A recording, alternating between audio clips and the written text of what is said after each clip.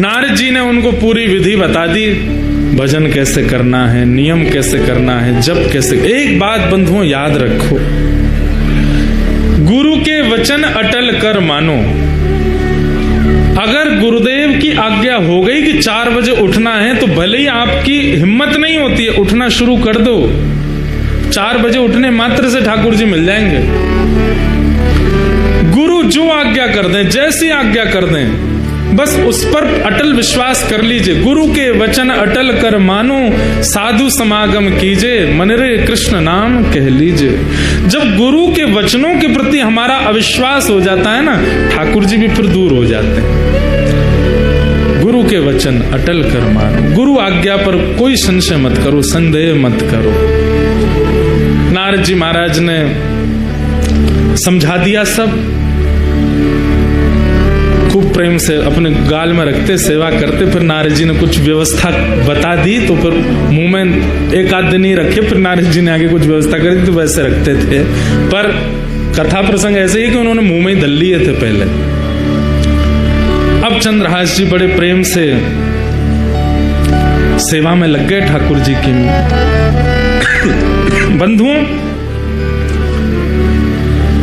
संत कौन है? बसंत ऋतु की तरह है। ऋतुओं में सर्वश्रेष्ठ बसंत ऋतु होती है, पूरे पृथ्वी को हरा भरा कर देती है। परंतु बसंत ऋतु से पहले पतझड़ जरूर आती है। इसका मतलब क्या है? संत जीवन में आपके प्रसन्न अवस्था में आ जाएं, बहुत सब कुछ अनुकूल है, तब संत का आगमन हुआ, तो अभी मत समझना बसंत आई। पर सब हार गए, टूट गए, सब छूट गया, बिल्कुल विचलित स्थिति हो गई जीवन की। उसके बाद अगर संत आए तो समझो अब बसंत आई है, अब हरियाली आवेगी, कृष्ण नाम आवेगा, कृष्ण जीवन में आवेंगे, सब आनंद में हो जाएगा। इनकी कृपा से सब मंगल में होगा। चंद्रहास जी के जीवन में बहुत संकट आए, पर नारद जी जब से आए, ठाकुर जी जब से दे गए, तब से चंद्रहास जी बड़े प्रसन्न रहने लगे। अब आगे एक घटना घटती है। दृष्ट बुद्धि नाम का जो मंत्री था, चंद्रहास जी का चरित्र खूब बड़ा है, हमको तो ये संशय कल भी पूरा हो पाएगा कि नहीं, पर आप लोग सुनो, अधूरा रह जाएगा तो फिर से आ जाएंगे डंडी स्वामी जी के यहाँ सुनाने। पर पहली बार सुना रहे हैं, बिल्कुल नया चरित्र है, इसलिए बहुत ध्यान से सुनो, बहुत अद्भुत है। चंद्रहास जी सेवा करते हैं ठाकुर जी की, और बस प्रार्थना जैसे गोपाल भट्ट जी करते हैं कि हे नाथ, प्रहलाद के लिए खम्भ से प्रकट हो गए थे आप, मेरे लिए शालिग्राम जी से प्रकट नहीं हो सकते?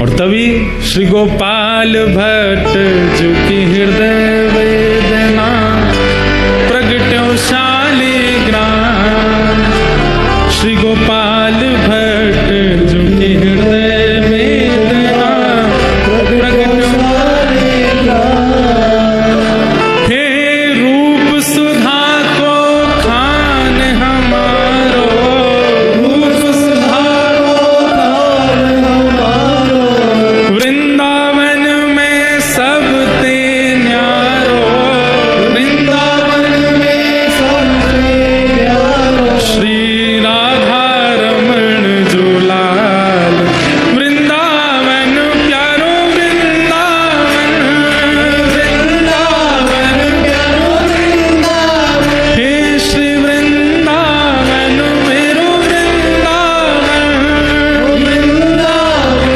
मेरो वृंदावन। तो हम कहाँ निवेदन कर रहे थे कि शालिग्राम जी की सेवा कौन कर रहे हैं? चंद्रहास। और नित्य प्रार्थना करते हैं कि जैसे आप सबके लिए प्रकट भय नाथ, मेरे लिए कब प्रकट होगे? ठाकुर जी से निवेदन करते हैं, वंदन करते हैं, प्रार्थना करते हैं। अब तो बच्चे आते हैं उनके पास खेलने के लिए, सब गोटियां रखते हैं, गोटियों का ही सिंहासन है, उसमें शालिग्राम जी विराजमान रहते हैं बीच में। बच्चे कहते हैं हमको और नहीं, यही वाली गोटी चाहिए। कहते हैं गोटी नहीं है, ये तो मेरे प्राण है, ये तो मेरे जीवन है, ये तो मेरे सर्वस्व हैं। बच्चे उपहास करते हैं, गांव के लोग उपहास करते हैं, बोले गोटी को भगवान मान करके पूछता है, गोटी को भगवान मान करके घर घर जाते हैं, प्रार्थना करते हैं, मोए रोटी नहीं चाहिए, मैं आपको वापस कर जाऊंगा, मेरे ठाकुर जी विराजमान, उनको भोग लगा दूं। जाते हैं, भोग लेते हैं, अपने ठाकुर जी को अर्पित करते हैं, अर्पित करने के बाद फिर वापस उसी घर में जाते हैं, भोग लग गया ठाकुर जी का, अब आप पालो। तो दया करके घर के लोग कहते हैं नहीं कोई बात नहीं चंद्रहास तुम ही पालो। चंद्रहास जी बड़े सुंदर थे।